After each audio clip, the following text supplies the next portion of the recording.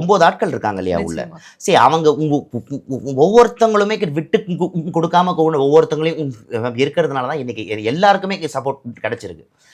ராகவேந்திரன் மட்டும் அந்த இடத்துல ஒன்றும் பண்ணலை. அந்த 8 பேர் வந்து ராகவேந்திரனுக்காக கை தட்டுறாங்கல்ல அந்த இடத்துல. ஸ்டார்டிங் ராவணனாக இருக்கட்டும், தங்கபாண்டியாக இருக்கட்டும், தமிழாக இருக்கட்டும், என்னோட தம்பி திடீர்னாக இருக்கட்டும், சரவணனாக இருக்கட்டும், விக்னேஷாக இருக்கட்டும், சுரேஷ், பிளாக்கியாக இருக்கட்டும், அப்புறம் யாரை விட்டேன், விக்னேஷ், பிளாக்கி, கோமாப்பட்டி சொல்லிட்டேன். ஸோ நாங்கள் ஒரு 8 பேர்.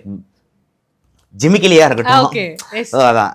ஸோ இந்த 9 பசங்களுக்கு உள்ளே இருக்க அட்வான்டேஜ் என்னென்னா, நாங்கள் ஒருத்தர் விட்டு கொடுத்துக்கிட்டதே இல்லை. எங்கள் ஒருத்தருக்குள்ளேயும் போட்டி கிடையாது, பொறாமை கிடையாது.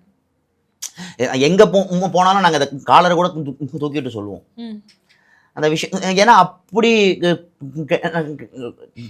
கிடைக்கிறதுக்கு இப்போ இருக்கிற மீடியாவில் ரொம்ப கஷ்டம். ஏன்னா அடுத்தவன் வளர்ந்துட்டானா, வளர்ந்துட்டான்டா அவன், அப்படி என்ன ஆகிட போகுது, வளர்றான்டா அவனும் வளர்றாங்க, நீ உங்களை சந்தோஷமாக இருந்துட்டு போ அப்படின்னா. ஸோ இந்த டீமில் அந்த ஒரு விஷயம் கிடையாது.